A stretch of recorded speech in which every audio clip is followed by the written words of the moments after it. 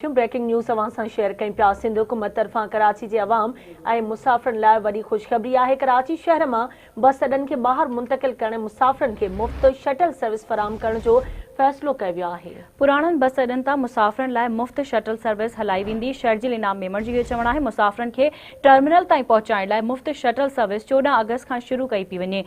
शहर इनाम मेमण वधीक चयो आहे त जी सतह हेठि इजलास थियो आहे। इजलास में बस अॾनि खे फौरी तौर ते तरजीही बुनियादुनि ते शहर खां ॿाहिरि मुंतक़िल करण जी हिदायत कई वई आहे। वॾियुनि गाॾियुनि जी अचवञ सबबि शहरियुनि खे परेशानी थिए थी ऐं रोडनि ते प्रेशर वधी वञे थो। कराची बस टर्मिनल में मुसाफ़िरनि लाइ वधीक जदीद सहूलतूं फराहम कयूं पियूं वञनि। शटल सर्विस कैंट स्टेशन, सग़ीर शहीद रोड, एम.ए. जिन्ना रोड ऐं अलकरम स्क्वायर खां शुरू कई वेंदी। अहम ख़बर अवां सां शेयर करे रहिया आहियूं। सिंध हुकूमत तरफ़ां कराची जे अवाम ऐं मुसाफ़िरनि लाइ वॾी ख़ुशख़बरी। कराची शहर मां बस अॾनि खे ॿाहिरि मुंतक़िल करण ऐं मुसाफ़िरनि खे मुफ़्त शटल सर्विस फराहम करण जो फ़ैसिलो कयो वियो आहे। पुराणनि बस अॾनि तां मुसाफ़िरनि लाइ मुफ़्त शटल सर्विस हलाई वेंदी। मुसाफ़िरनि खे टर्मिनल ताईं पहुचाइण लाइ मुफ़्त शटल सर्विस 14 अगस्त खां शुरू कई पई वञे। सिंध जे सीनियर सूबाई वज़ीर शर्जील इनाम मेमण जी सदारत हेठि आला सतही इजलास थियो। इजलास में बस अॾनि खे फौरी तौर ते तरजीही बुनियादुनि ते शहर खां ॿाहिरि मुंतक़िल करण जी हिदायत कई वई आहे। तफ़सील मालूम कंदासीं आवाज़ न्यूज़ जे रिपोर्टर आमिर सुप्रो खां। जी आमिर, कहिड़ा तफ़सील आहिनि इजलास जे हवाले सां आगाह कजो।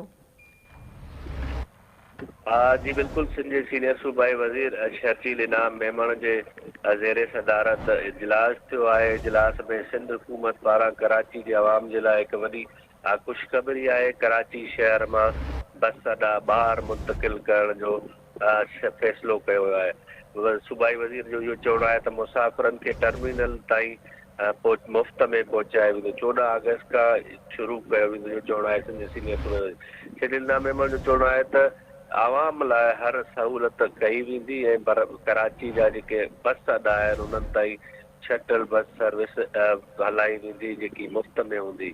ॿियूं जेके गाॾियूं आहिनि उन्हनि जे अचण सां शहर में ट्रैफिक बि वधे थी ऐं शहरनि खे तकलीफ़ बि थी रही आहे। जंहिं ते सिंध जे सीनियर सूबाई वज़ीर शर्जील इनाम मेमण हिकु वॾो सुठो क़दम खणी शहर मां ॿाहिरि जेकी बस अॾा आहिनि उन्हनि ताईं शटल सर्विस जेकी आहे मुफ़्त हलाई वेंदी।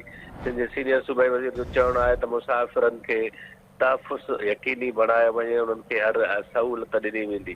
इजलास में secretary transport Asad Zamin, commissioner Karachi Hassan Naqvi, police chief Javed Alam Odho जी DIG ट्रैफिक पिणु मौजूदु हुया।